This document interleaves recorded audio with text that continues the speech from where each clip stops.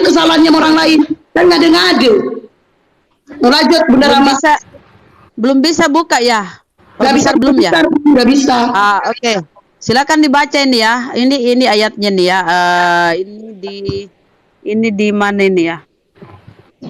Ini di Kisah Para Rasul. Ini Kisah Para Rasul. Yudas, coba siapa yang Yudas ini telah membeli sebidang tanah. Yudas yang membeli sebidang tanah ya, dengan upah kejahatannya. Lalu ia jatuh tertelungkup dan perutnya terbelah sehingga semua isi perutnya tertumpah keluar. Ini versi Kisah Para Rasul ya. Coba kita lihat versi Matius ya. Mana Matius ya? Jangan dulu. Aku ke Matius. Ini kan versi mana Matius tadi ya? Cuma masukkan aja ini. Bu Rama, kalau diskusi itu diperhatikan. Lawan bicara menjawabnya biar Ibu Rama nggak bolak-balik di situ lagi. Narasumber kami sudah menjawab kok. 1 dan 2 sudah menjawab, tapi Anda tidak menyimak jawaban mereka, makanya Anda bolak-balik di situ gitu. Jelasin Bunda Hesti. Apa tuh maksudnya orang? Ini bukan benih Posepen. Mengapa diulang-ulang sama Bunda Rama? Karena jawabannya berbeda. Jadi kami menentukan siapa yang benar nih. Jawaban Dokter Adi sama Pak Devi itu berbeda, Pak. Posepen dengar sendiri kan? Berbeda. Bahkan saudara Bapak Pak Devi mengatakan saya membenci agama Bapak. Padahal Dokter Adi Kristen. Kenapa nggak kalian aja bilang Dokter Adi membenci agamanya sendiri? Kedua, dengerin Posepen dulu. Kedua, Pak Devi mengatakan saya mengadu domba. Padahal dengar sendiri kan bahwa pernyataan dari Dokter Adi sama Pak Devi memang berbeda. Di mana saya mengadu domba? Nah, Bunda Rama menerangkannya kembali. Nah, oke, ini terakhir kali Bunda Rama menerangkan ya. Setelah itu kita cari diskusi yang lain. Oke, Bunda silakan. Oke, tadi itu Yudas yang membeli ya. Ini versi Matius ya. Matius. Pada waktu Yudas yang menyerahkan dia melihat bahwa Yesus telah dijatuhi hukuman mati, menyesallah dia, lalu ia mengembalikan uang yang 30 perak itu kepada imam-imam kepala dan tua-tua dan berkata, aku telah berdosa karena menyerahkan darah orang yang tak bersalah. Tetapi jawab mereka, apa urusan kami dengan itu ya, itu urusanmu sendiri. Maka ia pun melemparkan uang perak itu ke dalam bait suci, lalu pergi dari situ dan menggantungkan diri. Ini dia menggantungkan diri ya. Jadi kami tidak berasumsi ini di Biblemu, bro. Ya, jadi ini ada yang menggantungkan diri, ada yang jatuh. Ada yang versi Yudas membeli tanah, ada yang dia mengembalikan. Jadi beda-beda ya. Tapi itu terserah ya, kamu mau menilainya gimana. Yang penting kami menyampaikan bahwa ada pertentangan, ada persanggahan, ada kontradiksi ya, perbedaan. Silakan tema yang lain aja. Baik, saya jawab, saya bantu. Mohon izin Pak Devi. Nggak usah. Kalau sedikit belum dijawab, Anda mendengar, diskusi kita sebentar dulu, gitu. Jangan usah dijawab. Anda tidak mendengar. Nggak usah dijawab. Lah kalau nggak usah dijawab, ngapain kita diskusi? Kan sudah dijawab tadi. Bentar. Dokter Adi. Supaya progres. Oke, biarkan. Supaya progres. Oke, luruskan dok. Oke. Saya lurus. Supaya diskusinya progres. Saya ada info yang satu lagi. Pak Riki. Bentar Pak Riki. Bentar. Oke, silakan dokter. Silakan dokter Adi, silakan. Ini kan kitab kami. Ya. Dari awal sudah saya katakan kitab suci itu disuruh oleh Tuhan supaya para nabi menulis dalam sebuah kitab. Jadi Matius sudah menulis, memang di situ gantung diri. Tetapi saya pribadi yang memahami Matius 27 ayat 3 sampai 8 yang paralelnya di Kisah 1 ayat 18-19 itu ada beberapa poin yang sama, persis sama. Ada Yudas mati. Ada Yudas mempunyai upah 30 uang perak. Dan ada tanah hutang darah itu, tanah apa namanya? Sebentar, ayat 8, tanah darah. Jadi ada poin-poin. Cuma penulisnya Matius narasinya menuliskannya berbeda. ya, berbeda cara penulisannya. Kalau di Kisah Rasul itu ada tertulis di situ, Kisah Rasul 1 ayat 18, Yudas itu telah membeli sebidang tanah dengan upah kejahatannya, lalu ia tertelungkup dan perutnya terbelah sehingga semua isi perutnya tertumpah keluar. Itulah tulisan di Kisah Para Rasul. Sementara di Matius dia kan gantung diri. Setelah gantung diri dulu, baru orang imam kepala yang mengambil uang yang dilemparkan tadi. Kan datanya di sini ayat 5, ia pun melemparkan uang para itu ke bait suci, lalu pergi dari situ dan menggantungkan diri. Kalau di Matius kan uang 30 itu dilempar oleh Yudas.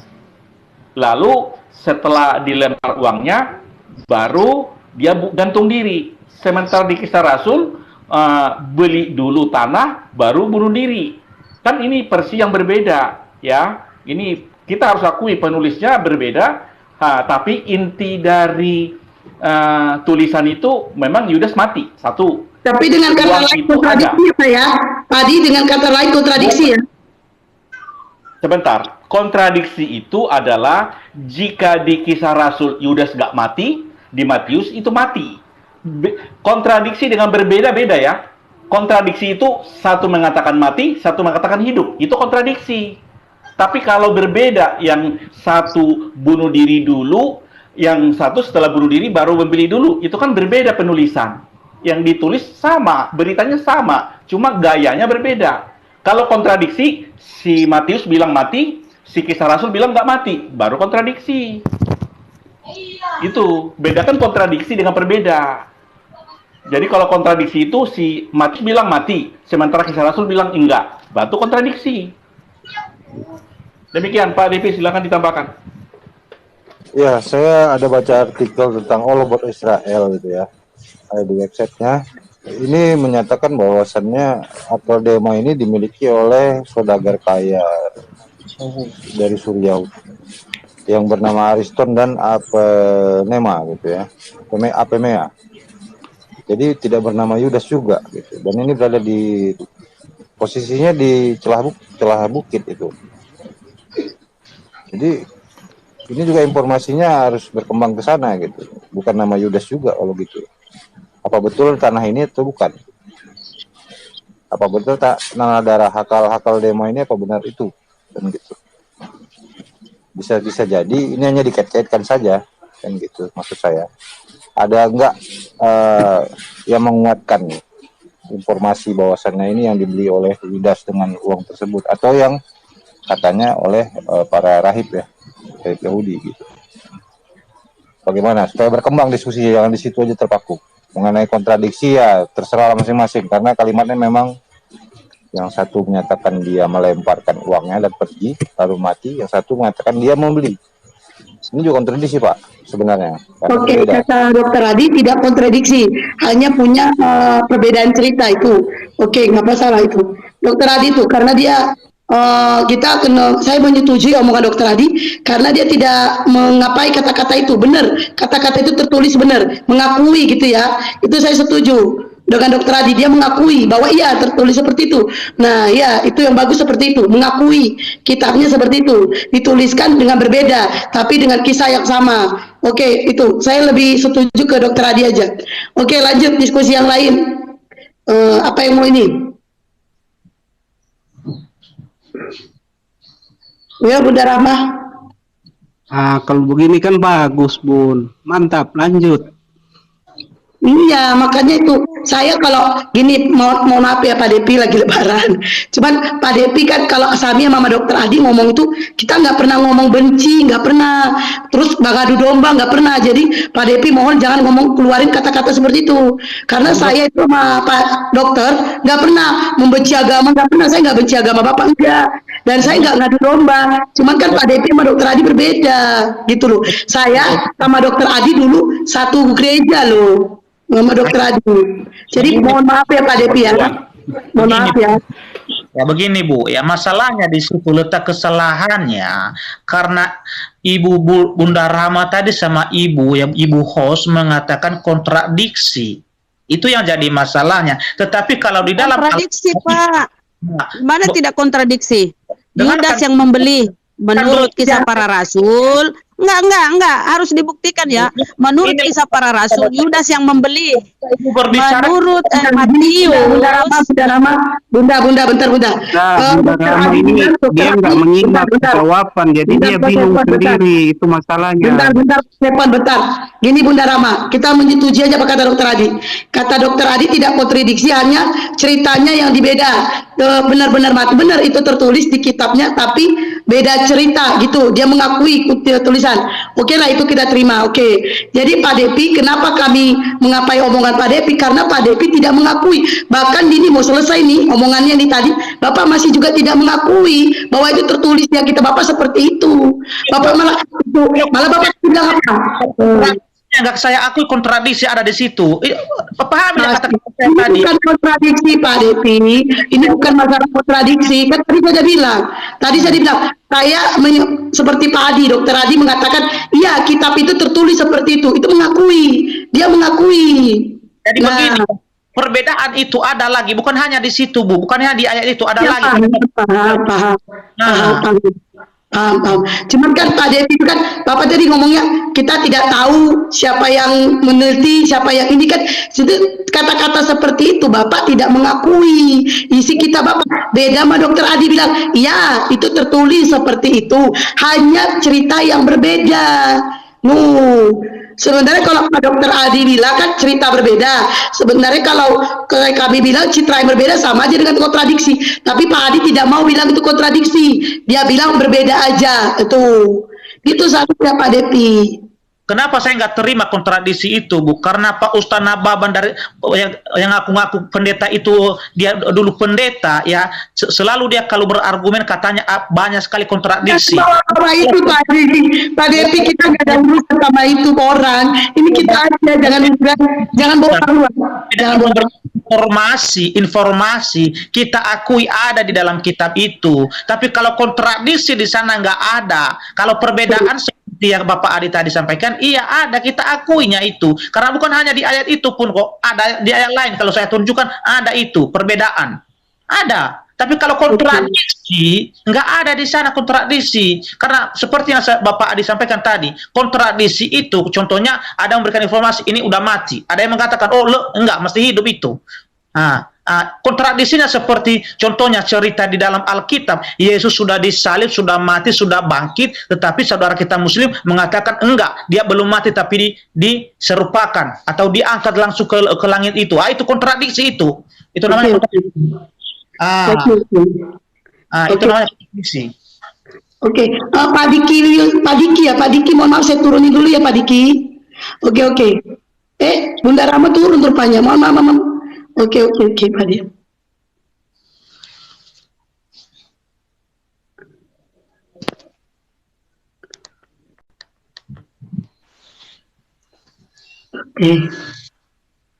Pak Musa Mualaf, selamat pagi menjelang siang. Selamat lebaran, mohon maaf lahir batin Pak Musa. Iya, mohon maaf. Iya, mohon maaf lahir batin juga Bang ya. Masya Allah. Dari Alkitab sih. Gampang ya. Bang dokter. Silakan Pak Musa, ini ada Pak Jai nih dan teman saya Kristen 2. Silakan saya nyimak ya. Itu makanya saya tuh kalau berkawan sama Kristen, orang-orang Kristen itu tidak mau terlalu akrab, tidak terlalu mau dekat. Karena apa? Kalau sudah ke ranah debat, saya jadi takut menyakiti itu. Makanya kita diskusi aja Pak, diskusi. Bunda Rama terus. Kosepen saya turunin dulu ya, nanti saya naikin ya, Kosepen. Assalamualaikum warahmatullahi wabarakatuh. Taqabbalallahu ya karim semuanya. Pengalap Musa. Waalaikumsalam warahmatullahi wabarakatuh. Saya suka bercanda. Mohon maaf ya kalau ada ketersinggungan.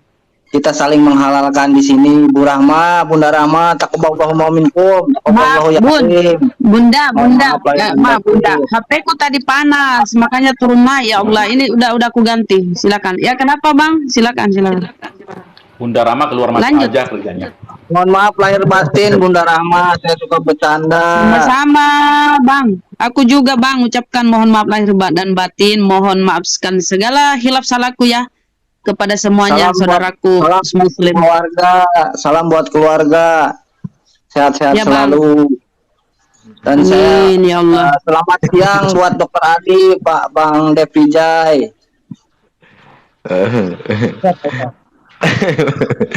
Tapi saya salut sama Bang Dokter nih, jujur ya.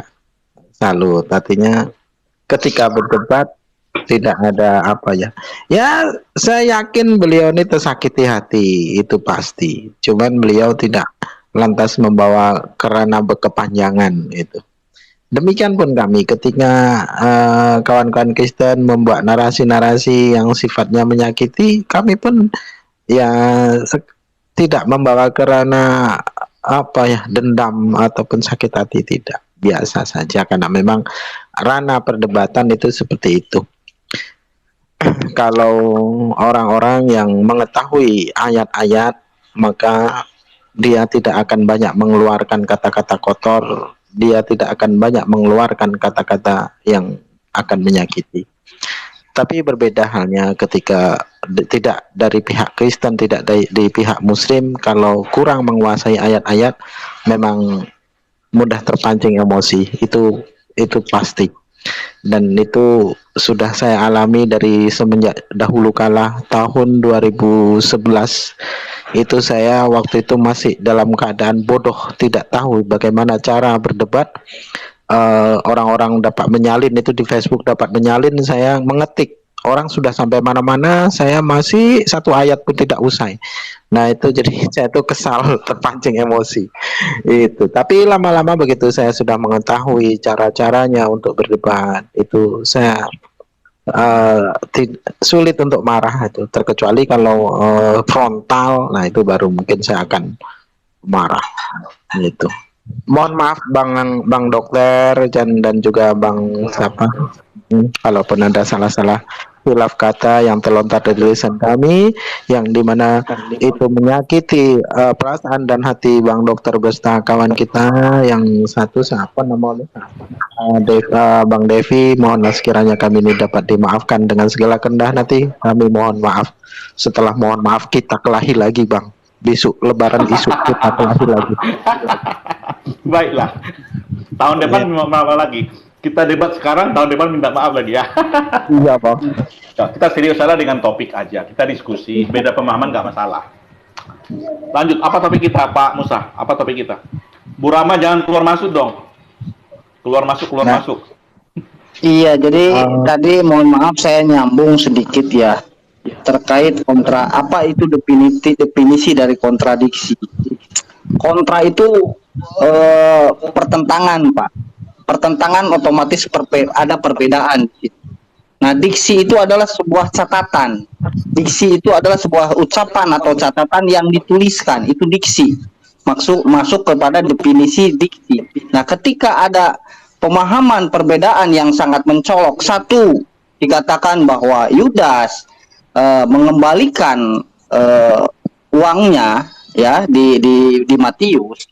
Terus di Kisah Para Rasul, nah di Matius, di Kisah Para Rasul dijelaskan dia dibelikan ke tanah. Itu sudah terjadi pertentangan diksi itu. Nah, itu masuk ke dalam kategori kontradiksi. Itu yang saya tahu dalam hal pelajaran bahasa Indonesia gitu kan. Seperti itu Pak Dokter. Ya. Jadi ya silakan. Langsung saya luruskan. Jadi gini, tadi ketika host makan open camp, ada melihat seolah-olah makan pakai tangan kiri.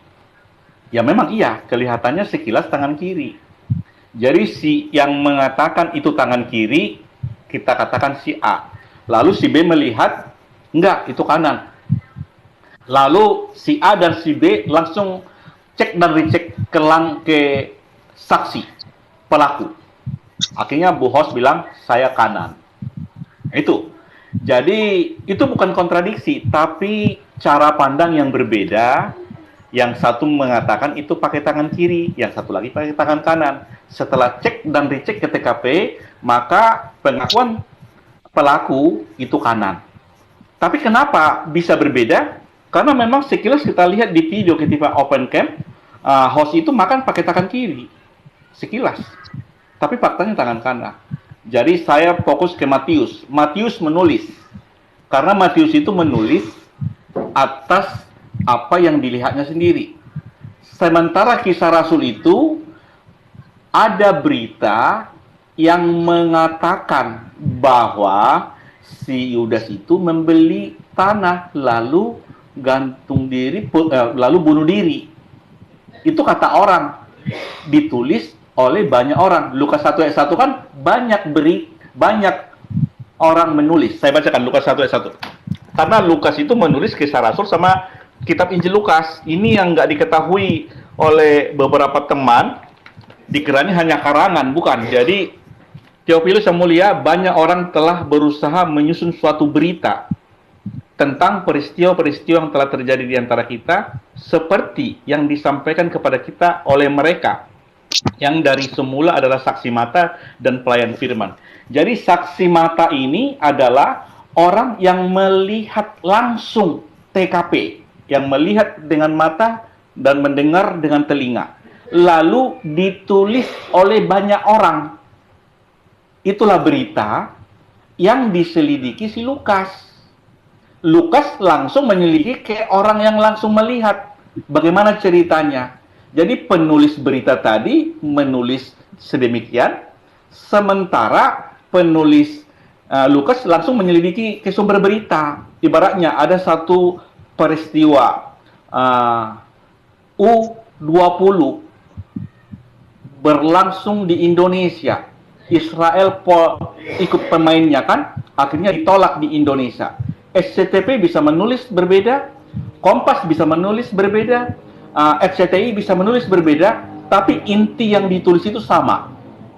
Satu peristiwa bisa ditulis beberapa penulis yang berbeda, hasilnya bisa berbeda, tapi inti yang ditulis itu sama. Matius mengatakan ada 30 perak. Sebentar. Ada 30 perak? Ya. Ada Yudas gantung mati? Ya. Ada akibat tanah itu dibeli tanah darah? Ya. Ini ada momen bahwa 3 poin itu ada uang 30 perak, ada tanah, ada yang mati, ya. Itu tapi berbeda. Kecuali Matius bilang mati, sementara Kisah Rasul bilang nggak mati. Baru kontradiksi, Pak. Itu, Pak. Silakan. Terima kasih. Saya mohon izin untuk mengkoreksi ya sedikit ya. Jadi di sini ketika saya mendengarkan Bapak berbicara, ada 2 poin yang harus saya kritisi. Di sini objek, Pak, yang kita bicarakan adalah objek tanah itu sendiri. Di dalam Matius, ya, di dalam Matius itu kan si Yudas mengembalikan uang, ya kan, mengembalikan uang. Ketika uangnya sudah dikembalikan, tidak mungkin di Kisah Para Rasul dikatakan uang itu dibelikan ke tanah. Ini objeknya tanah, Pak. Itu satu poin, ya. Yang kedua, Bapak mengatakan bahwa di Kisah Rasul itu terjadi bunuh diri. Nah, di sini yang saya lihat di Kisah Rasul tidak ada narasi kalimat atau diksi kalimat bahwa di situ terjadi bunuh diri. Kalau memang ada, coba tunjukkan. Terus yang ketiga, ini satu lagi. Yang ketiga saya baru ingat. Di sini jelas, Pak, ada perbedaan yang mencolok, Pak. Ya. Jadi Bapak harus, jadi gini, ketika Bapak mengatakan cross check, meng-cross check.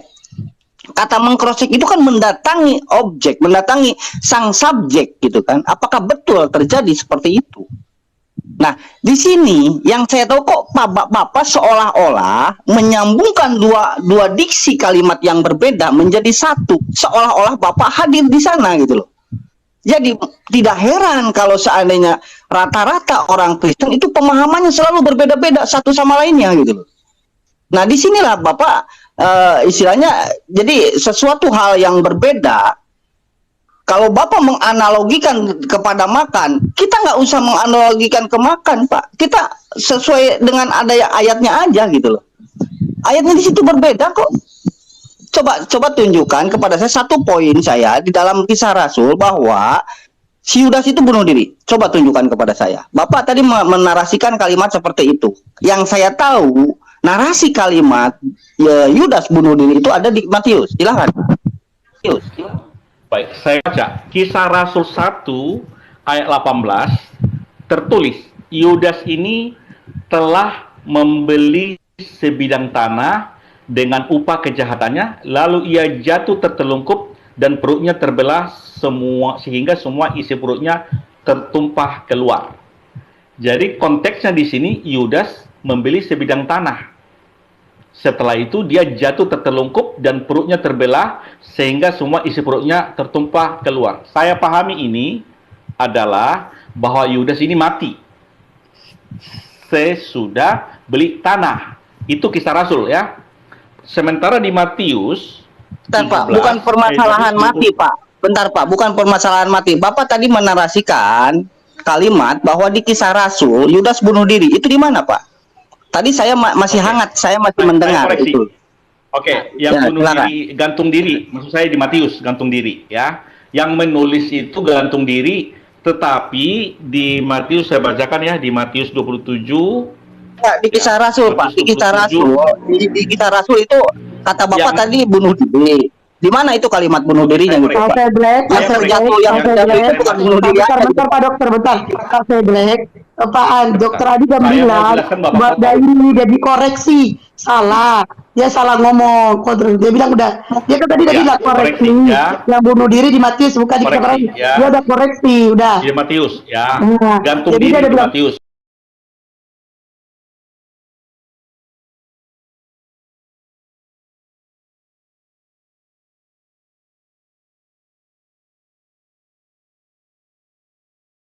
Di Matius 27 jelas ada datanya mulai ayat 3. Saya bacakanlah. Pada waktu itu Yudas menyerahkan dia, pada waktu Yudas menyerahkan dia melihat bahwa Yesus telah dijatuhi hukuman mati, menyesallah ia, lalu ia mengembalikan uang yang 30 perak itu kepada imam-imam kepala dan tua-tua. Ayat 4, dan berkata, aku telah berdosa karena menyerahkan darah orang yang tidak bersalah. Tetapi jawab mereka, apa urusan kami dengan itu? Itu urusanmu.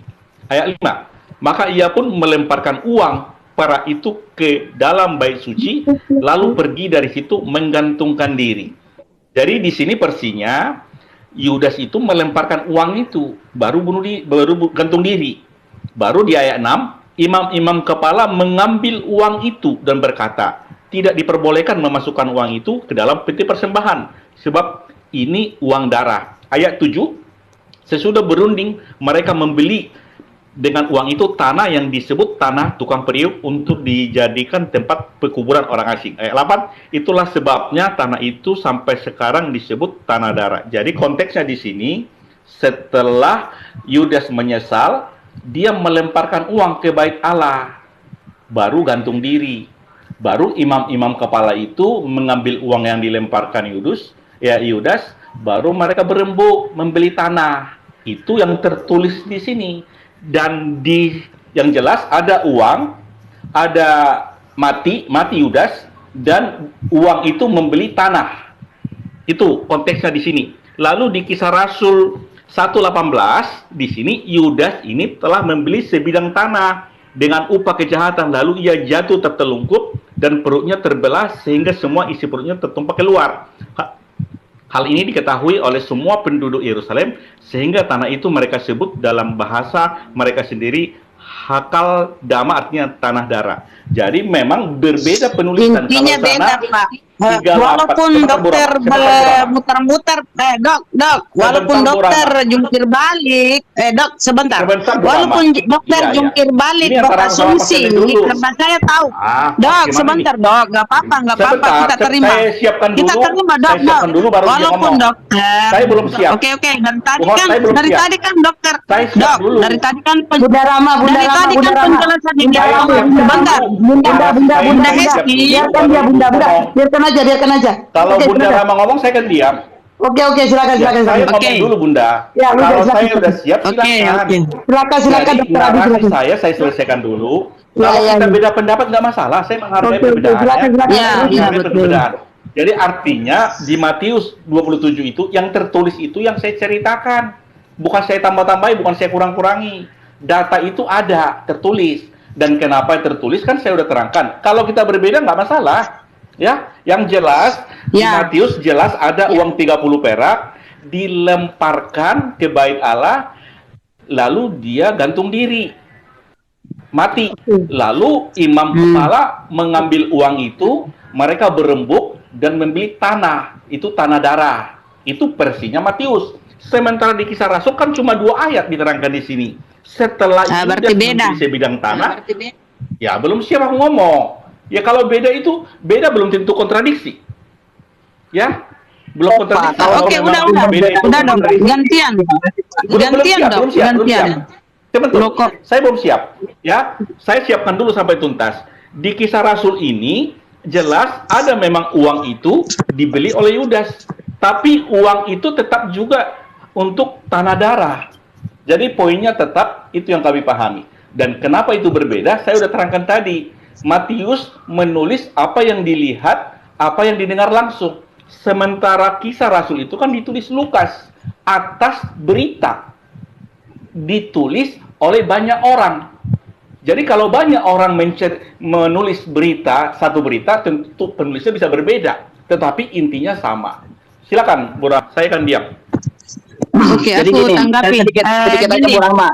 Bunda Rahma saya sedikit Oke. aja yang mau turun. Jadi gini, Oke.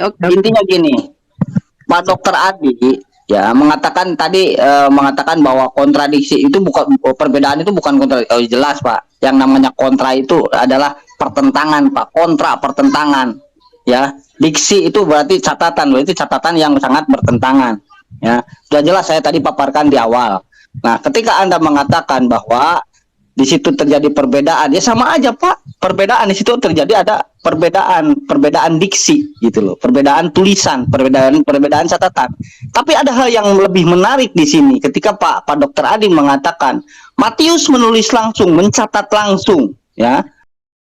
Lukas, Nah, terus Anda mengatakan bahwa Lukas hanya dari ucapan-ucapan orang. Jadi Bapak mempercayai kitab Bapak berdasarkan asumsi orang kan begitu. Apakah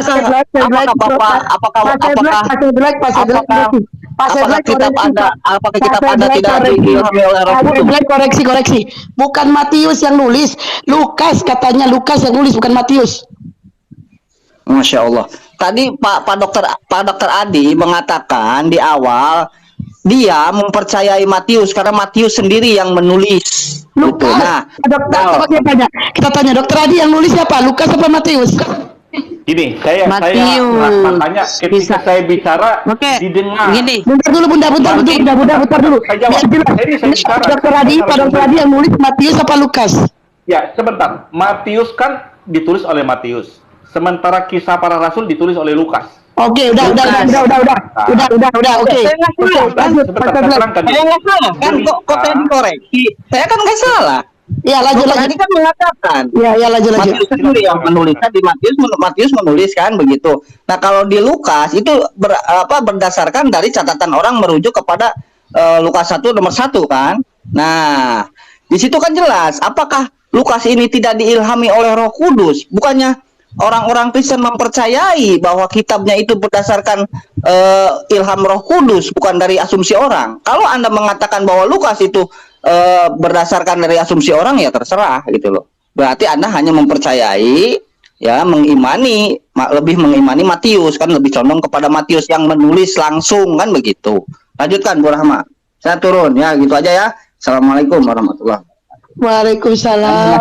Kenapa turun? Saya nyimak di bawah aja lah. Bang, nggak usah turun lah.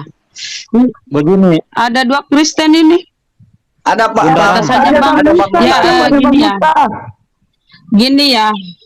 Oke, gini ya, Bang Dokter, gini nggak apa-apa ya, diterima atau tidak. Tapi ini fakta ya, bahwa di Kisah Para Rasul ya, itu Yudas yang membeli.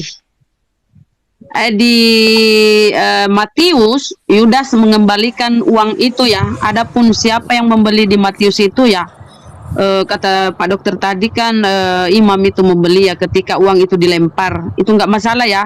Jadi versi versi Matius dan Kisah Para Rasul yang ditulis oleh Lukas, Bunda, Kisah Para Rasul itu atau Kis ditulis oleh Lukas, makanya tadi dia singgung Lukas ya. Jadi Matius itu mengatakan bahwa uang itu dikembalikan. Sementara Kisah Para Rasul uang itu tidak dikembalikan, tapi Yudas langsung membeli tanah. Di Matius itu mengatakan melemparkan uang langsung gantung diri. Di Kisah Para Rasul ya, setelah dia membeli tanah, Yudas membeli tanah, kemudian dia jatuh tersungkur dan isi perutnya terburai keluar. Itu versi-versinya ya menceritakan. Tapi aku ingin berkata begini, ya sudahlah.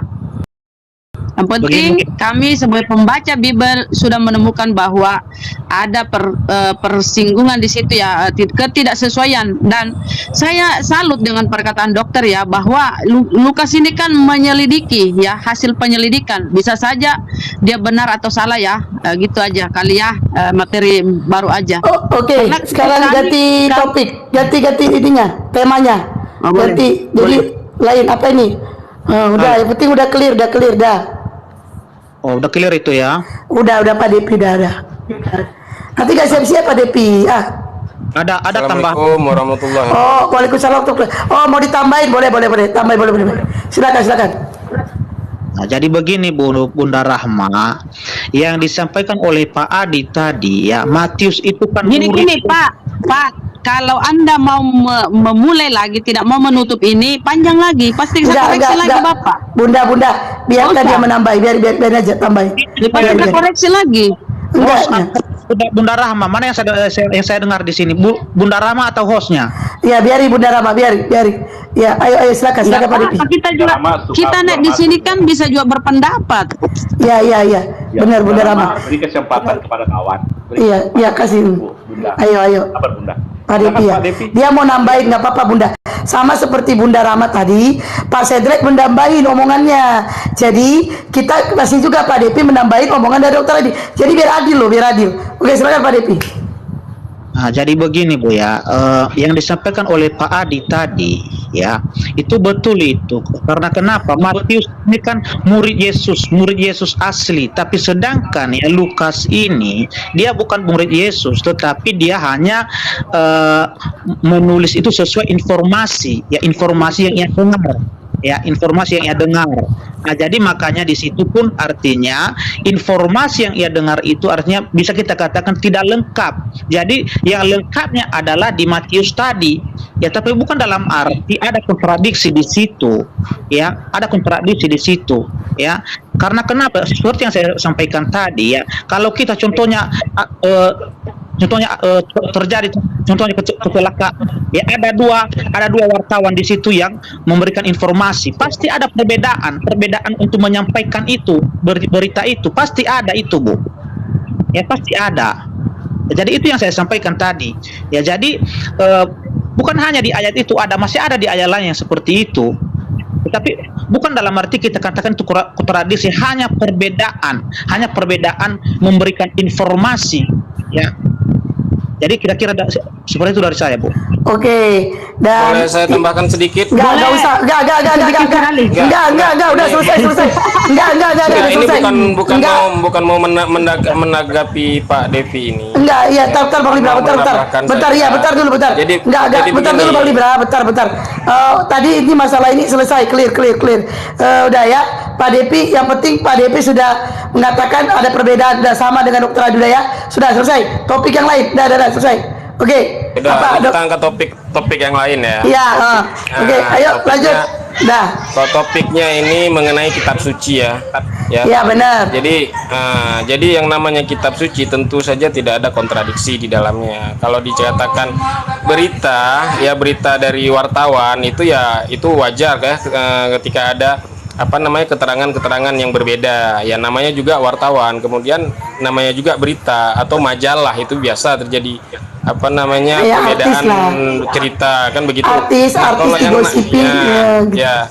Nah, yang namanya kitab suci itu tentu saja ya tidak mungkin ada kontradiksi di dalamnya. Apabila ada kontradiksi di dalamnya itu bukan kitab suci namanya. Nah, itu aja sih saya tambahkan sedikit. Silakan lanjut. Oke, topik yang lain apa nih? Mungkin Pak Dokter Adi mau bertanya atau Pak Depi mau bertanya, tapi bertanya sesuai dalil ya. Baik, saya bertanya lah kalau gitu. Boleh. Bibel, Jangan tanya kapan aku nikah ya, Bibel itu, aku sepak nanti dokter. ya, ya nanti. Oke. Bibel itu kan disuruh oleh Tuhan untuk ditulis para nabi dalam sebuah kitab. Al-Quran, ada nggak Allah memerintahkan nabi untuk menulis Al-Quran dalam sebuah kitab? Silakan jawab dengan dalil. Oke. Bunda Gimana? Ada Gini, ada kata apa? Coba kata diulang. dokter Adi, ya Bibel Tuhan itu kan disuruh. Saya ulang. Bapak, Bibel Pak Adi itu tunjukkan disuruh oleh dalilnya Tuhan. dari Pak Adi dulu juga.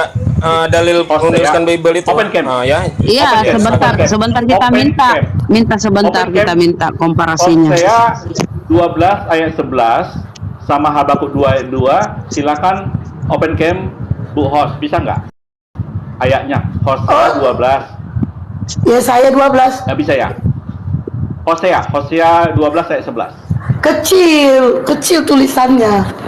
Alkitab saya yang kecil Kalau nggak, punya. baca sendirilah. Perasaan itu perjanjian lama, Pak. Kalau itu Musa itu ya. Itu Musa itu Kan perjanjian lama. Di Bibel itu Coba perjanjian untuk lama, Yesus. perjanjian baru. Untuk Yesus. Untuk Yesus, Pak. Yang Bapak sebut itu Injil Baik. Injil versi Wahyu. Lukas, Injil versi Oke, Wahyu. Matius. Wahyu, Itu yang di situ Wahyu. bagus ya. Karena Bapak kan Wahyu. menuhankan Yesus. Baik. Jangan ke perjanjian lama, Pak. Itu untuk Musa ya. Yang perjanjian baru, silakan. Bibel itu perjanjian lama, perjanjian baru. Oke, perjanjian baru. Wahyu 1 ayat 1, ayat 9, ayat 11. Isinya wahyu dari Yesus yang dikaruniakan Allah kepada Yesus untuk dituliskan oleh Yohanes di dalam sebuah kitab melalui malaikat. Tuliskanlah apa yang kamu lihat dalam sebuah kitab.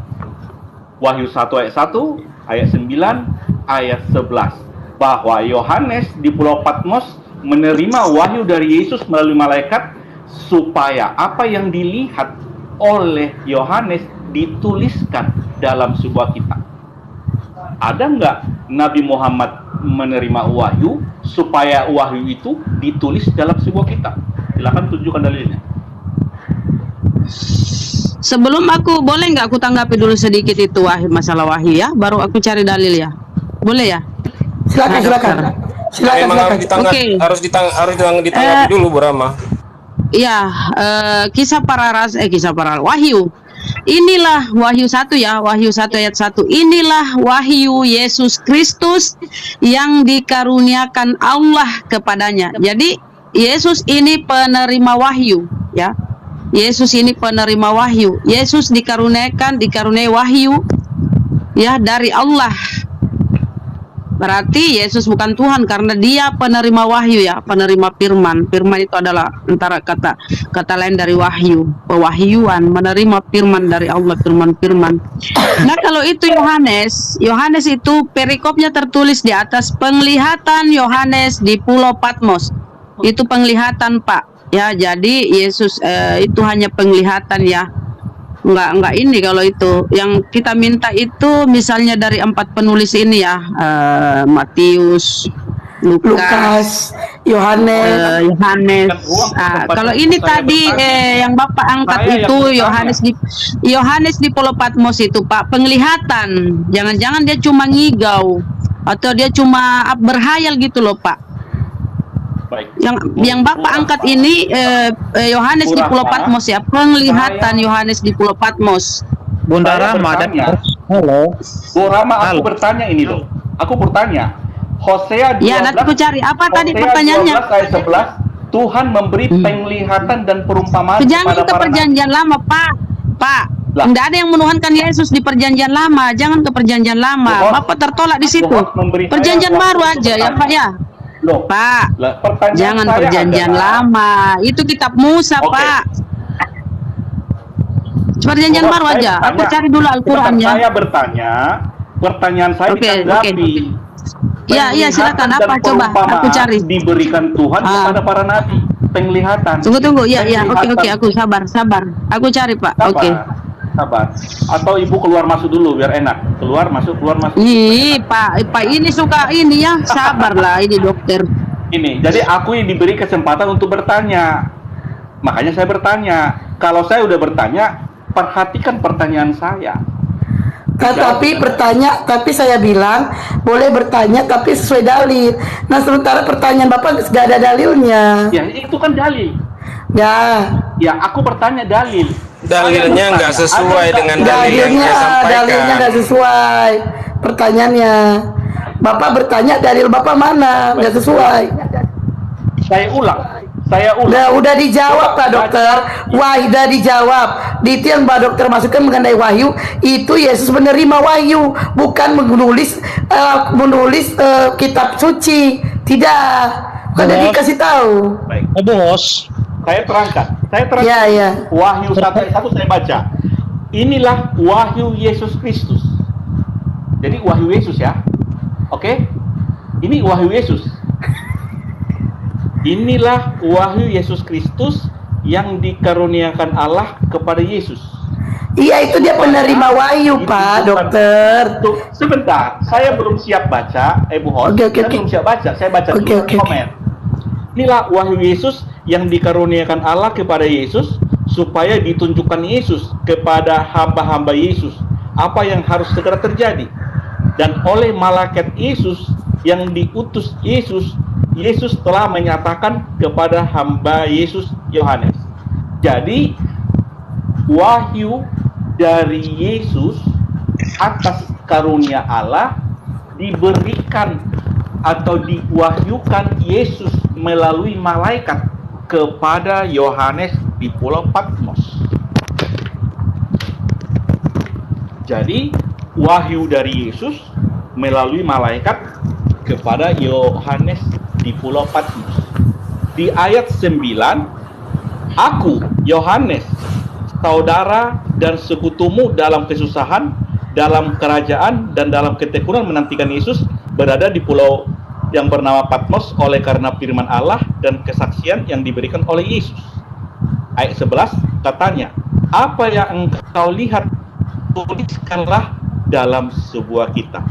Pertanyaan saya, Al-Quran, ada nggak Allah memberikan wahyu kepada Nabi Muhammad supaya Nabi Muhammad menuliskannya? Nah, kata-kata itu tuh. Sementara di kitab Bapak tidak ada. Di kitab dia sendiri aja nggak ada disuruh menuliskan, tulis. Dia nanya ke Pak kita, Dokter, kan aneh. Pak Dokter.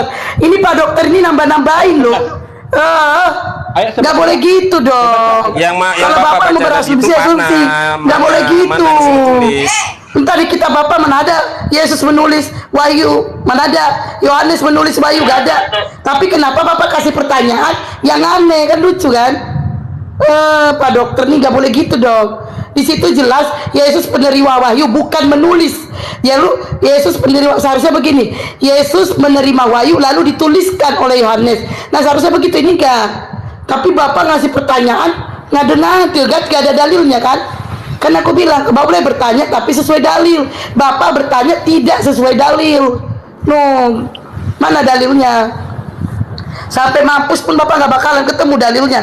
Orang Bapak tambah-tambahin sendiri. Nggak boleh ditambah-tambahin dong.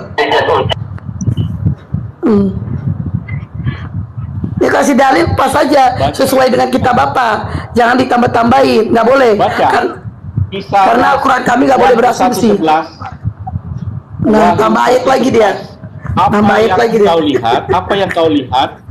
yang kau lihat, tuliskanlah dalam sebuah kitab. Kan tertulis.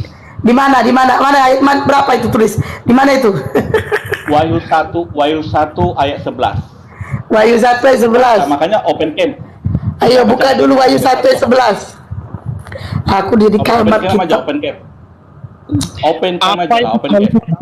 Biar saya bacakan ya. Apa yang kau lihat, tuliskanlah di dalam sebuah kitab dan kirimkanlah kepada ketujuh jemaat ini. Ada tulisan di situ, Bu. Ada. Ya. Kalau sebentar gua tahu kalau wahyu itu penglihatan. Penglihatan Yohanes di Pulau Patmos.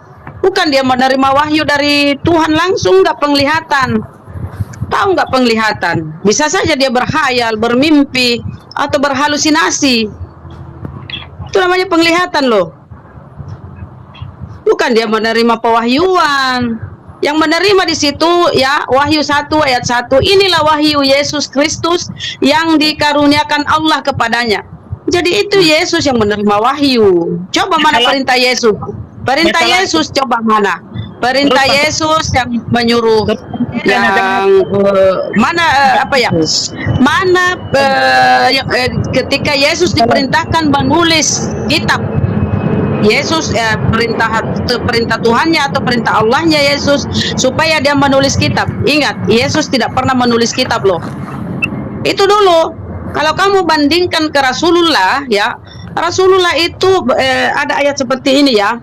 Dan Al-Quran kami turunkan secara berangsur-angsur kepada engkau Muhammad, agar engkau Muhammad membacakannya kepada manusia perlahan-lahan, dan kami menurunkannya secara bertahap. Nah, memang Rasulullah itu ketika menerima pewahyuan dari malaikat Jibril, ya, dia menyampaikannya kepada juru tulisnya, kepada asistennya yaitu Said bin Sabit. Nah, asistennya ini kemudian menulis. Jadi bukan Rasulullah yang menulis, dia membacakannya ya. Dan Al-Quran kami turunkan secara berangsur-angsur agar engkau Muhammad membacakannya kepada manusia perlahan-lahan, dan kami menurunkannya secara bertahap. Bulan Ramadan ini Al-Baqarah ayat 185 ya. Tadi itu Al-Isra 106. Sekarang surah Al-Baqarah ayat 185. Bulan Ramadan adalah bulan di dalamnya diturunkan Al-Quran sebagai petunjuk bagi manusia dan penjelasan-penjelasan mengenai petunjuk itu, dan pembeda antara yang benar dan yang batil. Oleh karena itu, barang siapa yang berada di bulan itu maka berpuasalah, dan seterusnya. Panjang itu ayatnya ininya ya. Maka di situ kita disuruh berpuasa, itu perintah puasa ya di bulan Ramadan. Jadi kita itu nggak melakukan asal melakukan aja, ada perintahnya ya, bro. Ya itu ya. Jadi kamu salah kalau kamu meminta Rasulullah yang menulis. Rasulullah itu tidak bisa menulis ya. Yang menulis itu para asistennya. Bu Rama, begini Bu Rama, jangan dijawab dulu karena dia juga dia bertanya tapi dia tidak bisa menunjukkan dalil dia duluan. Jadi gimana ini? Ya, pertanyaannya gini, Bang Libra, Bang ini ya. Pertanyaan gini, Yesus itu ya, dia penerima wahyu. Inilah wahyu Yesus Kristus yang dikaruniakan Allah kepadanya. Nah, mana tulisan Yesus yang dia itu sebagai penerima wahyu, mana? Apa dia pernah menulis kitab? Kan tidak ada. Kalian yang pernah lihat itu atau ada catatan bahwa Yesus yang menulis kitab? Nggak ada. Ya, silakan. Ya begitu tadi Pak Dokter ya yang bertanya ya. Iya. Kalau Bapak mau bertanya tentang dalil penulisan Al-Qur'an itu, sebelum Bapak bertanya itu Bapak menunjukkan dalil Bapak dulu, begitu loh cara bertanya. Nah, di kami itu ada dalil perintah menuliskan Alkitab begini ya. Di kalian ada nggak? Gitu cara bertanya. Ini Bapak sendiri tidak bisa menunjukkan dalilnya, malah duluan bertanya kepada kami, itu gimana sih caranya? Coba dilanjut. Judul perikopnya itu Pak Dokter, inilah penglihatan Yohanes di Pulau Patmos. Penglihatan loh, bukan pewahyuan ya. Baik, saya jawab. Saya ulang pertanyaan sekali ya. Coba Yeremia 30 ayat 1 dan 2 tampilkan atau baca. Yeremia 30. Jangan ke situ, Pak, Yesus tidak ada di perjanjian lama, Pak. Berapa kali dibilang sama Dokter Adini, Yesus itu jangan bahas kitab lama, karena Yesus tidak ada di perjanjian lama. Di perjanjian lama, orang-orang tidak menyembah Yesus sebagai Tuhan. Betul. Di situ Musa, Pak. Itu perjanjian lama, Taurat itu Musa. Kita kan Tanak itu ya, Tanak itu terdiri dari lima kitab Torah Musa ya. Tidak boleh ke hadis. Jadi, jangan ke perjanjian lama, perjanjian baru silakan cari perjanjian baru ya. Di mana Yesus diperintahkan menulis. Makanya Pak Dokter Adi, Pak Dokter Adi, kitab apa sih ada perjanjian lama, ada perjanjian baru? Kalau kami Al-Quran mana ada perjanjian lama, perjanjian baru? Makanya punya kitab itu jangan ngade-ngade. Pak Adi ya, kalau mau kita komparasikan begini. Ada hadis kan? Ada hadis. Ada hadis. Perjanjian lama. Nah, itu. Tapi hadis itu jadi beda. Begini, saya luruskan dulu sedikit ya, Pak Adi. Memang kita berbeda. Kalau Bapak bertanya, ya ada nggak dalil tentang penulisan Al-Quran? Al-Quran itu diturunkan kepada Nabi Muhammad. Nah, Nabi Muhammad ini penerima wahyu, dia penerima firman. Maka dia menyampaikan firman kepada manusia. Dan yang memerintahkan menuliskan firman Allah itu adalah Nabi Muhammad sendiri. yang memerintahkan kepada para sahabatnya untuk menuliskan. Nah, kalau kita kembali kepada Yesus, Yesus itu juga penerima firman. Dia tidak pernah berfirman, Pak. Dia itu penerima firman dan penyampai firman. Maka seharusnya dia yang memerintahkan kepada muridnya untuk menuliskan. Ini ada nggak perintah Yesus menuliskan Bible itu? Coba dijelaskan. Gini Pak Dokter Adi, bentar Pak Dokter Adi, saya kasih tahu ya. Kami memang ada hadis Al-Quran, tapi kami tetap Tuhan kami sama. Nah kalau Pak Adi kan beda. Perjanjian lama, perjanjian baru. Di perjanjian lama tidak ada Yesus dituhankan. Nah di perjanjian baru adanya. Jadi makanya dibilang jangan bisa disamakan karena ada dua perbedaan. Nah sementara kami hadis sama Al-Quran itu Tuhannya sama. Jadi harus sama. Tiga Dokter Adi. Bun, Ya. apakah Pak Dokter bisa jawab kalau saya bertanya begini ya? Pada hari ini telah aku sempurnakan untukmu agamamu dan telah aku cukupkan kepadamu nikmatku dan telah aku ridhoi Islam sebagai agama bagimu. Itu di Al-Maidah 3 ya. Nah, kalau aku bertanya gini, adakah pertanyaan Yesus, perkataan Yesus seperti itu kepada kalian yang orang-orang Kristen ini, bahwa telah dia sempurnakan Kristen menjadi agamamu? Apakah kamu mau ditanya seperti itu?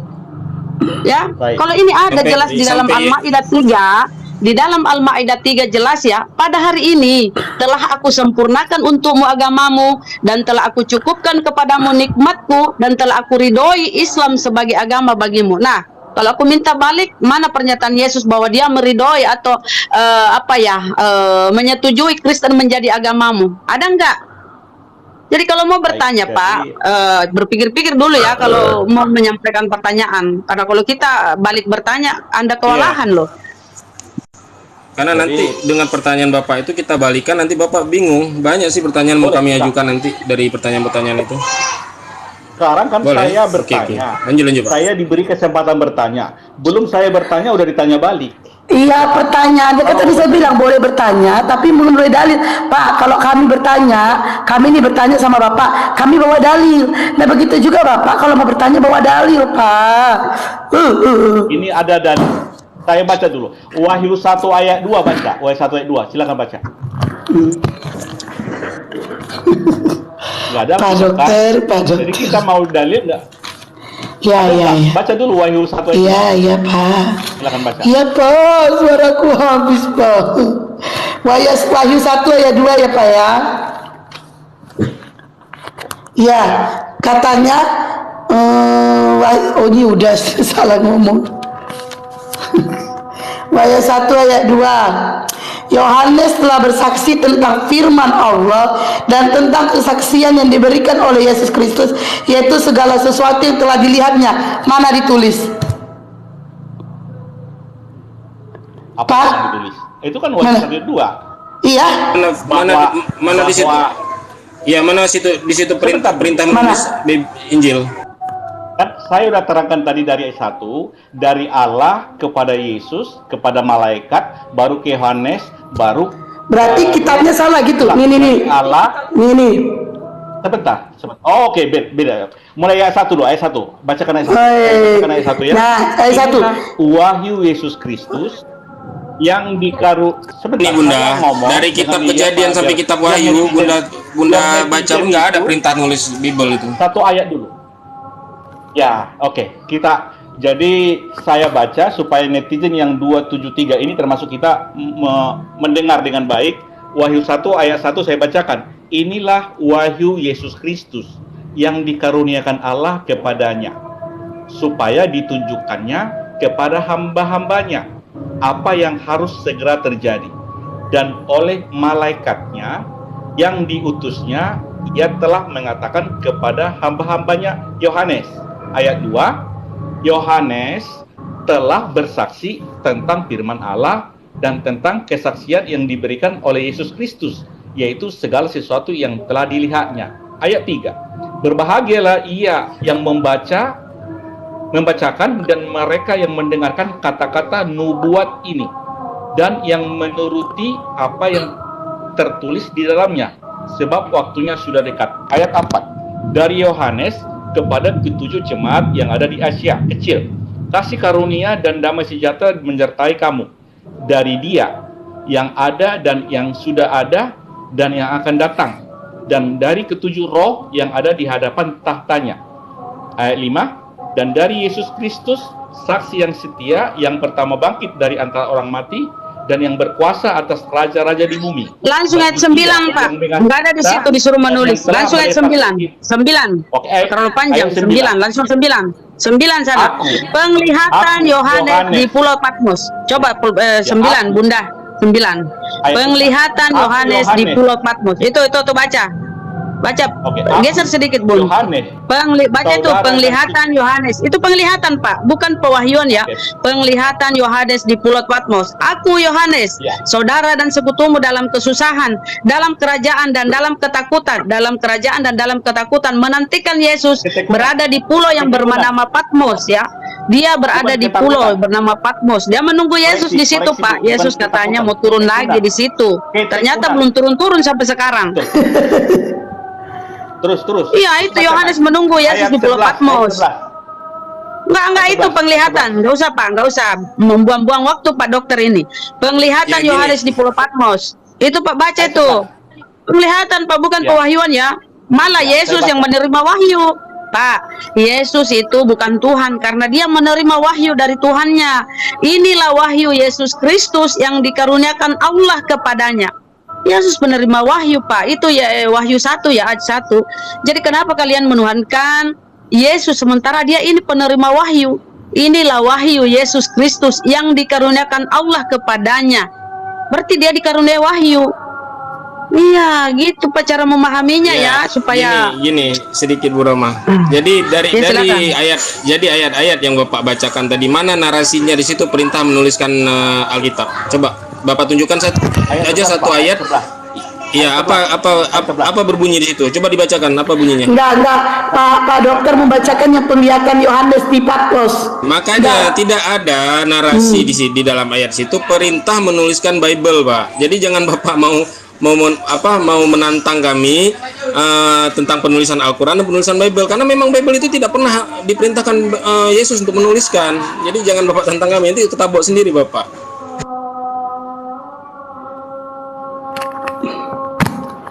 Yesus tidak pernah memerintahkan muridnya menulis, tidak ada tuh.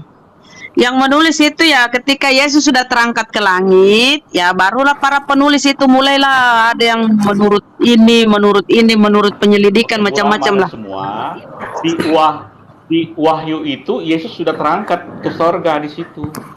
Makanya Ya, tapi di situ penglihatan. Baca Pak di situ Itu penglihatan, Pak, penglihatan. Sebentar. Sama tuh gini, sama itu yang Pak, sama itu yang bersaksi. Pak, sama yang bersaksi itu di enggak, sama itu yang bersaksi di Yusuf Manubulu ya. Dia melihat Yesus naik bus, dia melihat Yesus di dalam kentang, itu penglihatan semua itu. Di dalam mimpi kah, di dalam lagi berhayal, itu penglihatan. Kalau wahyu ya, Wahyu 1 ayat 1 inilah wahyu, ya itu wahyu. Wahyu Yesus Kristus yang dikaruniakan Allah kepadanya. Sama pula Rasulullah itu menerima wahyu dari Allah Subhanahu wa taala melalui malaikat. Nah, di dalam kitabnya Bapak. Enggak, Bapak kalau mau bertanya, Bapak buktikan dulu pertanyaan Bapak itu. Bapak bertanya penulisan Al-Quran. Nanti Sholat dia memaksakan, padahal tidak ada narasi perintah menuliskan Bible di situ. Tapi tuliskanlah apa yang kamu lihat. Kan dituliskan dalam sebuah kitab. Wahyu 1:11. Coba bacakan Wahyu 1:11. Iya, siapa ini Yohanes ini? Itu penglihatannya, Pak. Penglihatan. Dia cuma apa ya? Kayak berhayal. Dokter nih loh, nih. Sama dengan Pak Dokter nih, Pak Dokter kan. Pak Dokter gini nih, Pak Dokter kan. Nih, Pak Dokter punya pasien. Nih. Pak Dokter punya pasien. Jadi pasien ini melihat di tempat Pak Dokter itu banyak sekali pasien-pasien punya gejala penyakit ini. Nah, lalu pasien Bapak itu menceritakan. Nah, dan menuliskan di bukunya. Tadi saya mau lihat pasien ini, pasien itu, pasien ini gitu. Itu bukan wahyu, Pak. Wahyu itu yang turun dari langit. Loh, seperti tadi Yesus mendapat wahyu itu betul. Nah, mana? Ada nggak disuruh nulis? Gimana sih Pak Dokter ini? Dokter nggak paham bahasa seperti itu sih, Pak. Wahyu itu nubuatan.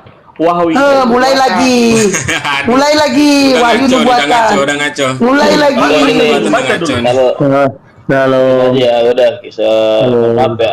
Kawan-kawan. Salon kecantikan, salon mobil. Tutup salon. Assalamualaikum. Waalaikumsalam warahmatullahi wabarakatuh. Tadi yang Jadi tadi gini, ini ya tadi Mungkin saya kalau kasih di gambaran. dalam Al-Quran Allah itu tidak ada perintahnya untuk menulis kepada Nabi Muhammad. Ya, tetapi gini. Iqra itu bacalah. Maka tadi aku Iya, baca makanya tadi. bilang kan perintah tulis, Bu. Ah. Dari perintah Iya. untuk baca, nggak ada namanya perintah untuk menulis. Terus kan Allah itu menyampaikan bahwa bacakanlah kepada setiap manusia. Rasulullah membacakan, kemudian sekretarisnya menuliskan. Nah, tadi kan sudah kejelaskan Pak Dokter. Iya, makanya Ini kita yang di bawah ini, berarti yang di bawah ini, saudara Kristen di bawah ini kurang bagus pendengarannya, kan sudah dijelaskan. Katanya kita takut ditanya. Ih, gimana telingamu? Ya, Coba gini. dulu ambil korek kuping, korek kuping. Udah lama ikut-ikutan. Udah lama jadi Dia kan, ikut-ikutan. kan dia bilang takut ditanya. Ih, kita sudah jawab. Udah kok. dijawab, udah dijawab. kalau buat berita doang Lanjut. tidak ada untuk berita Makanya tulis. kalau share TikTok suaranya agak kuat biar denger. Suaranya agak kuat. 1, 2, 3 di tes bunting. Testing. Kalau Bang Moci Al-Quran itu suaranya kuat. wahyu. Mau share TikTok pelan. Oh, Al-Quran itu wahyu. Belum pulang katanya. Aku udah disuruh pulang sama istri. Satu lagi pertanyaan saya. Oke, silakan. 1 ayat 9. habis ini saya nanya Pak ya. 1 Yohanes 1:9. Apa Oke, Pak? 1 Yohanes 1:9. Baca. Apa itu? 1 Yohanes 1 ayat 9. Iya, apa? Yohanes. Baca dulu lah nanti. Aku malah kitab udah di kamar tuh aja. Apa itu 1 Yohanes 9? 1 Yohanes 1 ayat 9 ayat 1. Bacain coba Pak, bacain. Yang lain aja baca. Nanti bilang Yang mau saya. ditanyakan apa? Yang mau ditanyakan apa? Saya bacakan. Apa yang telah ada sejak semula, yang telah kami dengar, yang telah kami lihat dengan mata kami, yang telah kami saksikan, dan yang telah kami rabah dengan tangan kami tentang firman hidup, itulah yang kami tuliskan kepada kamu. Oke, ini menjadi ayat terakhir karena saya ada kepentingan. Mohon izin ya, nanti saya akan masuk. Ya, belum ditanya udah kabur, Pak. Ada siap. Jawab lah, orang udah kabur, nggak usah dijawab, Tapi nggak itu. nggak usah dijawab lah. Udah Iya, iya. mau pergi juga. Aku mau bertanya ini pasti langsung nyungsep ini. Kalau aku tanya ke Kristen ini, surat Taha ayat 14, di surat Taha ayat 14 itu Allah memperkenalkan dirinya. Sungguh aku inilah Allah, tidak ada Tuhan selain aku, maka sembahlah aku, laksanakan sholat untuk mengingatku. Ada nggak Yesus berkata seperti itu di dalam Bible? Coba. Sampai Yesus turun lagi ke dunia 2 kali nggak akan ada itu. Oh, gampang Bang. Kalau yang 1 Yohanes itu ayat sisipan. Tadi tanggapin lagi, orangnya udah nggak ada. Mau kutanggapin. Dokter Adi saya turunin ya, saya turunin. Nah, Oh. udah kabur, udah ada. Kalau nggak percaya Pergi ini duluan ya, kalau pergi apa- duluan. Nih gini nih. Ini ayat sisipan ya. Itu yang tentang dituliskan ya. Mai, coba gedein punya gua. Share TikTok. Nggak bisa. Nggak tahu, nggak bisa. Nah, ini yang baca ya. Di sini ada tertulis ya. Tuh, ini hanya kata wahyu. Tuh. Sholat. Word of life. Tuh. Itu tentang dituliskan itu nggak ada. Oke. Ini codex.sinaiticus.org. Oke. Di sini tidak ada. Kak, itu kata sisipan apa yang dikatakan sama Pak Hadi. Silakan bantah ini di codex Sinaiticus. Karena ada di situ garisnya, garis datarnya itu. Kalau ada garis datarnya itu dicurigai sisipan, ya. Dicurigai sisipan kalau ada garis datarnya di dalam sebuah Bible. Kalau ada garis datar itu cari dulu originalnya ya. Itu ditengarai sisipan atau dalam kurung itu ditengarai kayak baptislah dengan baptislah atas nama putra Nggak ada Bapa, itu. Putra dan Roh Kudus. Satu Itu dalam Yohanes kurung 15 ya, Kak. itu ditengarai juga sisipan ya. Silakan Ya, karena dia lanjut Bang. sampai ayat 8 aja itu nggak ada. Selanjutnya itu ayat-ayat sisipan itu. Di apa namanya di kodeks Sinaiticusnya nggak ada itu. Oke, logika Wi. Halo, Agama apa Bang? Ya, salam Bunda. Ya, salam Agama apa semuanya. Bangku? Kristen. Oke, silakan Bang. Bang share TikTok Kristen. coba suaranya diperbaiki pelan kali. Jadi orang lain ngomong, Bang share TikTok gak kedengeran ngomong. Iya, udah Tapi tentang kencang itu belum? ya. Itu Udah Bang, kencang belum? gantian ya. Udah. Bang logika bagian. Halo, Bunda. Iya. Itu Bang Oji ngomong, Bang Oji. Ya aneh ya, gantian yang nanya kan tadi udah nanya tuh tadi Pak Adi. Oke. Di dalam kodeks Sinaiticus ya di mana ya? Taruh ya. Di Yohanes 8 ya. 1 sampai 11 itu kok nggak ada gitu. Kok tiba-tiba bim salabim abakadabra prok jadi apa kan? Itu di dalam perjanjian baru versi-versi dari KJV itu kok bisa ada? Itu dapat dari mana ya? LAI KJV itu. Saya mau jawab dulu. Saya mau tanya Bang, Abang paham nggak dasar kodek? Saya paham, Mbak. Apa? Kodek itu Apa ada itu kodek? kumpulan para itu kumpulan dari papirus dari lembaran-lembaran. Kodek jadi ke satu buku, jadi satu jilid. Manuskrip. Salah Abang. Kodeks bukan kumpulan. Oh iya, sekarang coba jelasin Bang, kodeks itu apa Bang? Ya, jadi sebenarnya sederhana. Kodeks itu berasal dari kata kode yang ditemukan dari kumpulan-kumpulan. Bedanya apa? Dengar dulu, makanya. Nah, di kami ada banyak kodek, supaya kalian paham. Iya, saya paham Bang, ngomong soal kodeks Bang.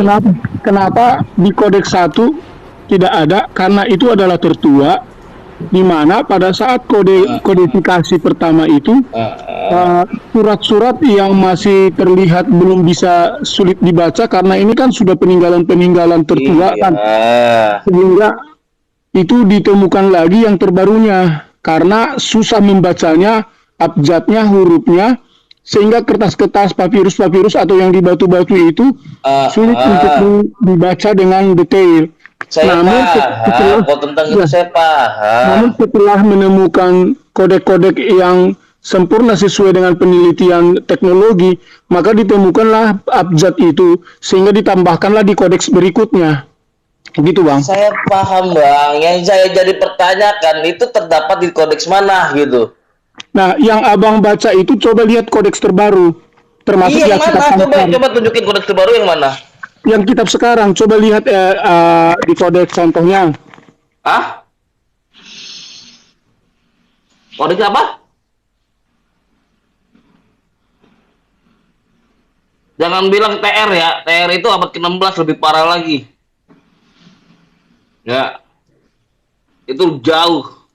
TR itu abad ke-16, itu pun masih dipertentangkan di Westcott Hort ya. TL, TB, TR, Rectus. Itu terjemahan Bang, TB, TL itu terjemahan. Allahu Akbar. Tus, Erectus. Ya, saya mau ngeliat. TR itu masih bisa diperdebatkan. Abang pernah lihat Westcott Hort gak? Textus Erectus Pares. Jadi banyak kode-kode. Textus Receptus Bang, bukan Textus Erectus. Masa saya lebih paham Bang? Receptus Paset, baca itu lebih lengkap Bang. Oh gini Bang, Textus Receptus itu pun tidak jelas dapat kodeks yang terbaru itu dapat dari mana. Itu pun kumpulan ya PR ini ya. 19 juga ada Bang. Gini, Abang pernah baca gak Westcott Hort-nya?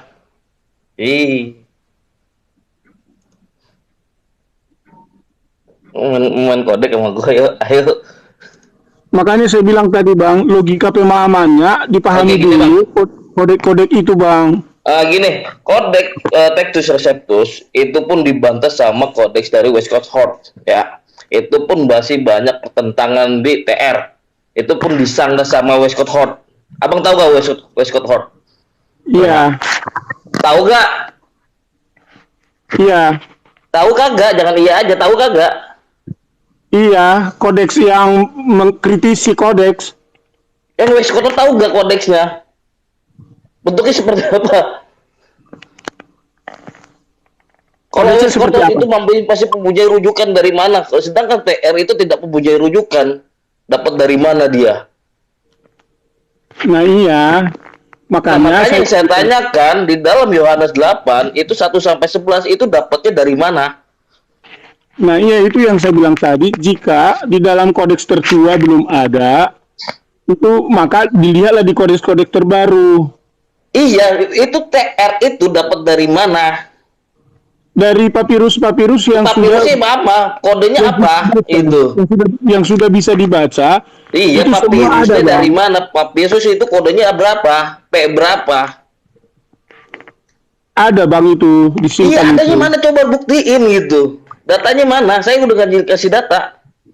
Oh, nanti saya coba cari lagi di data, tapi sekarang mungkin saya belum bisa. Oh, berarti belum. Oke ya. Nah, yang perlu saya sampaikan logikanya begitu Bang, pemahaman kodeks. Iya, Jadi, kalau kodeks TR itu masih tidak jelas dapatnya dari mana. Sedangkan TR itu ada di abad 16. Berarti kitab Anda yang sekarang itu berasal dari abad ke-16, bukan ke abad dari 1. bukan itu hanya 1-2 ayat Bang. Kalau ibaratnya presentasinya Enggak, cuma yang kitab 1-2. sekarang itu memang rujukannya ke TR. Gini Bang, kalau presentasinya cuma 1-2 ayat, Oh, kagak Bang, bukan itu bisa presentasi. diterima Bahkan dari sebagai Bible sekarang yang perjanjian baru dan perjanjian lama itu kebanyakan ngambil dari TR. Mau itu KJV, Iya. LAI, NIV itu ngambil dari TR. kalau presentasinya cuma hanya 0, sekian persen Bang, Kagak 0,sekian% Bang. Kalau TR itu banyak kan itu bahasanya kitab yang diterima. TR itu Textus Receptus. iya, Ya. jadi paling seperti contoh di Markus pasal 16 itu cuma 2-3 ayat ditambah karena udah Itu ditambah ditemukan. juga Bang, di dalam TR pun ditambah. jadi Di dalam termasuk- kodeks paling tertua di Sinaiticus, Vaticanus, Washingtonianus, Alexandrianus itu tidak ada, apalagi di Markus. Ada Saya Bang, buka semua. di TB, di TL semua itu ada TB Bang. itu terjemahan baru, bukannya kodeks. Bang Halo, Ozi, halo, halo, Bang halo, Ozi. halo, halo. Bang Ozi, Halo, kenapa halo. dari tadi tuh banyak anus-anus gitu loh ya? Vatikanus, anus. Itu kan dari Yunani, Bunda. Oh, Boleh saya iya, ngomong, iya. boleh saya ngomong, boleh saya ngomong, boleh Yo. saya ngomong. Ah, Supaya jangan ribut, kita diskusi santai aja. Kalau mau siapa yang ribut? Enggak ada yang ribut, Pak. Enggak ada yang ribut. Saya gini. Orang baru ya, Pak ya, orang baru ya. Orang baru ya, Iya. Pak. Kaget ya. enggak, saya biasa. Bang Fendi kaget. Enggak gini. Ini suaranya kok double ya? Suaranya double ya? Ya Bapak yang double, kita mah kagak. Di bapak yang double kita aman. Iya, saya udah kasih tunjukin semua loh. Itu dari abad ke-3 sampai abad ke-6 itu tidak ada tentang menjelaskan tentang Markus 16. Apalagi itu panjang dan pendeknya. Ya, itu yang terutama di nomor 15 sampai 20 itu tidak ada. Salah satu kodeks di abad ke-6 itu kalau salah di Washingtonianus ya. Itu tidak ada 15 sampai 12, cuma menterterakan dari 8 sampai 13 atau 14. Itu saya udah kasih bukti.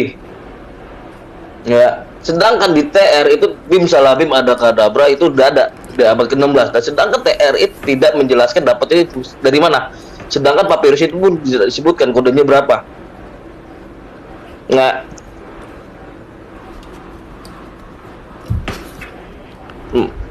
nah masalahnya di Yohanes 8 itu bim salabim ada kadabra nggak ada juga itu. Sedangkan TR itu tidak menjelaskan. Gini Bang, kalau kodeks belum ditemukan, tentu nomor kodeksnya belum ada. Nah makanya itu belum ditemukan berarti tidak ada bim salabim, kok bisa ada gitu. Nah, gini, Bang.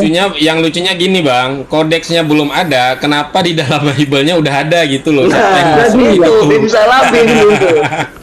Gini, jadi di dalam pengkodean itu setiap kode-kode dari papirus-papirus, ayat-ayat tersebut, kata per kata tersebut itu sudah dikodifikasi dengan nomor-nomor strongnya. Masalah gini Pak, lebih parah lagi nih. Tanya Iya, ayatnya diam dulu. itu Pak, ayatnya itu dari Benar. mana mereka dapat itu Iya, Pak?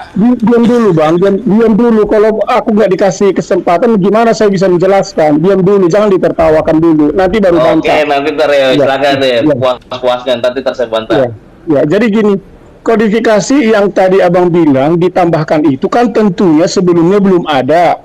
Berarti kan sebelumnya belum ada, alasannya tadi sudah saya kasih tahu kenapa tidak ada. Karena pada kalimat-kalimat sebelumnya itu banyak virus, tapi tidak bisa dibaca kaitannya berhubungan dengan ayat itu. Nah, setelah secara teknologi semakin dipelajari, diketahui ke kalimat-kalimatnya, maka tentu kalau itu dibuat menjadi satu ayat, nomor strongnya ada, kodifikasinya tentu bukan kodifikasi sebelumnya, karena sebelumnya kan belum ada, gitu. Nah, itulah makanya dia ditambahkan menjadi sebuah kalimat ayat yang ada pada kitab yang terbaru. Karena kenapa? Sudah ditemukan kalimat itu, gitu Bang. Gini, oke, saya bantu ya. Misalkan itu ditemukan, pasti dari TR itu menjelaskan kodenya berapa, ya kan? Kalau untuk strong itu untuk penekanan kata, itu perkuatan kata, bukannya itu kodeks yang ditemukan. Kalau strong word itu, tapi di dalam salah satu kodeks yang di abad ke-3 dan abad ke-6 menjelaskan di Markus terutama itu hanya ke nomor 14 doang. Itu kodeks yang paling muda, itu abad ke-6, Washingtonius.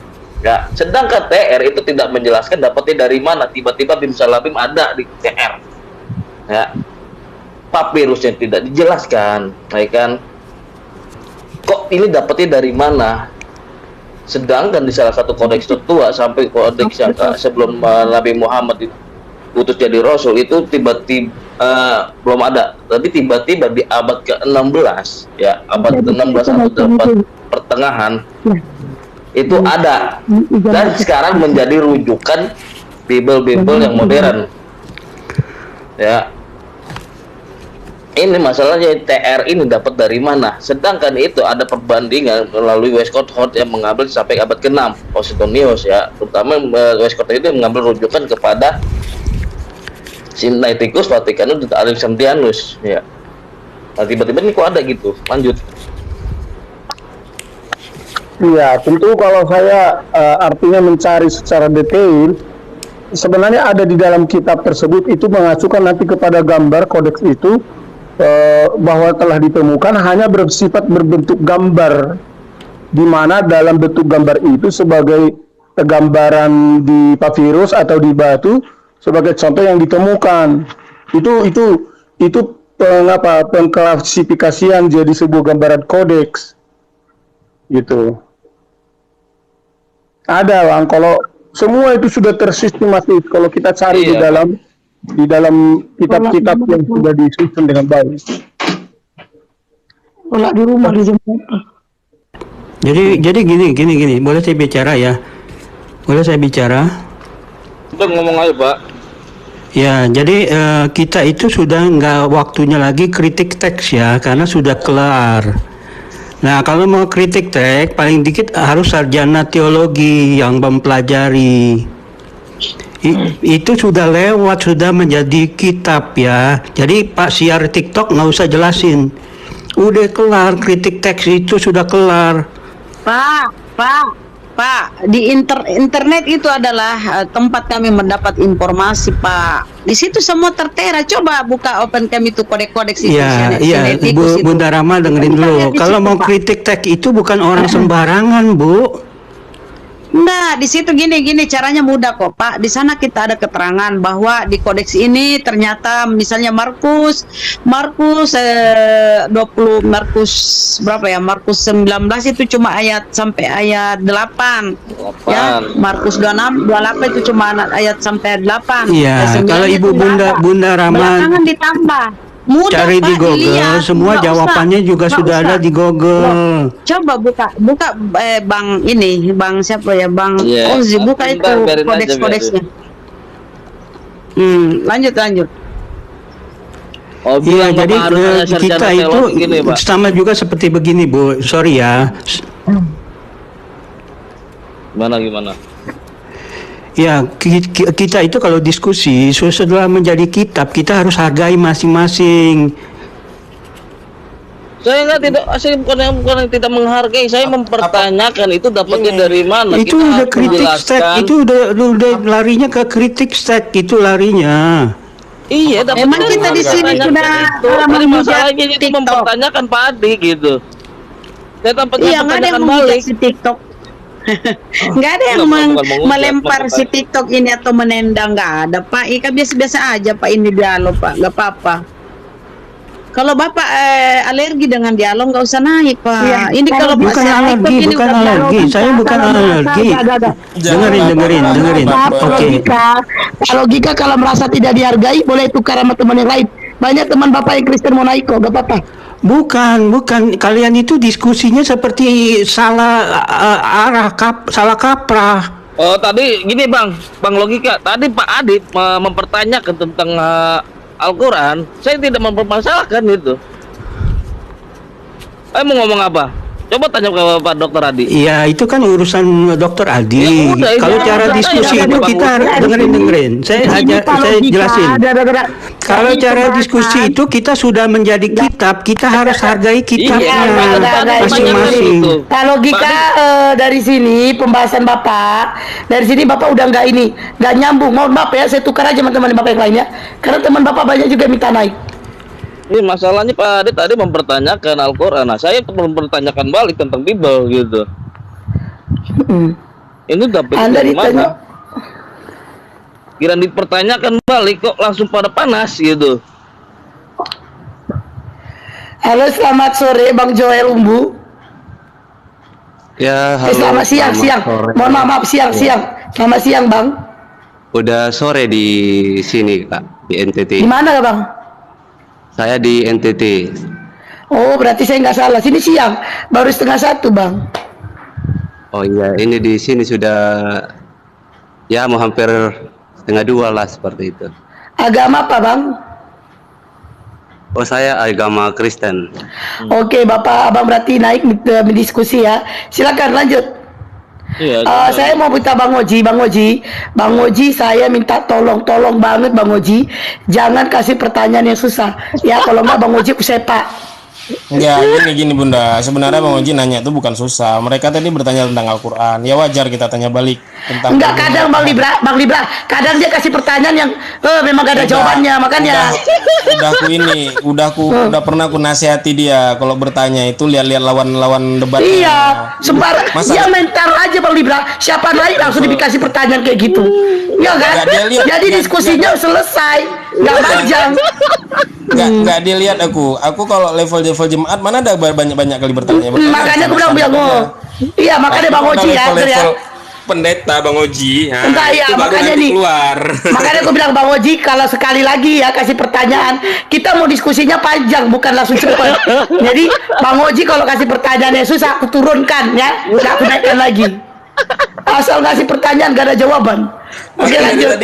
Aku dari tadi nggak ada nanya kan, nggak ada nanya. Iya. Karena aku tahu levelnya, jadi udahlah aku diamin. Oji kebiasaan kali Oji nih. Enggak, Bang maksudnya Oji tadi ini kebiasaan deh. ini bukan masa kebiasaan. Tadi udah membahas Al-Quran, lalu tanyain balik. Iya, ya kan? iya aku paham ya. Nah, habis itu jangan kasih pertanyaan yang susah. Oh. Ini mau diskusi panjang. Ya. Oke, lanjut. Ini dua-duanya mau kabur atau gimana ini dua-dua ini? Belum ditanya. Oke, lanjut. Lagi nyari jawaban itu lagi. Orang belum ditanya kok nyari jawaban. Jadi Enggak, ini Bunda, karena Bapak Ibu yang terkasih, karena masih lagi bicara, jadi Oke, ya enak kalau silakan saya Bang. bicara. Oh, maaf. Silakan. Ya. Oke, Udah, Bang, diskusi sekarang dimulai. Nanti nanya sekarang. Oke. Tadi kan kami udah nanya. Baik. Sekarang Bang Jol mau nanya apa Bang Jol? Lah. Lah kok nanya aja cari-cari dulu. Ayo Bang Jol, Bang Tiar, yo silakan. Buka Google aja, banyak pertanyaan di situ. Buka Google. Jadi yang nanya Google bukan dia. Kalau saya mah Bapak compare aja sih pertanyaan. Kalau Abang nanya tentang Nabi Muhammad, saya tanya tentang Yesus. Kalau nanya tentang Al-Quran, saya tanya tentang Bible gitu. Komparasi aja kita. Ya, dua. mau nanya Bang. Ya. Bang, jadi gini, kalau kita melihat kan rumus-rumus atau konsep-konsep kenabian di dalam Alkitab kami, baik itu di dalam kitab Nebiim seperti di Perjanjian Lama, dan juga konsep-konsep membuat rasul itu juga di dalam kitab Injil di Perjanjian Baru, itu selalu punya data keabsahan nabi kenabian seseorang itu dengan bukti dan saksi berbagai-bagai orang. Terus Baik dari Tuhan, maupun dari manusia. Dan itu dibuktikan. Nah, saya minta bagaimana rujukan kenabian Muhammad itu bisa terjadi pada dia sebagai nabi yang sah. Dari mana asal usul kenabian itu bisa dipastikan bahwa dia nabi, Bang. Silakan, Bang. silakan Bang Libra mau jawab. Nah kayak gini kan enak pertanyaannya. Jadi dia mengapai dalilnya di kitab kami gini. Lalu bagaimana di kitab apa gitu pertanyaan Dokter Adi.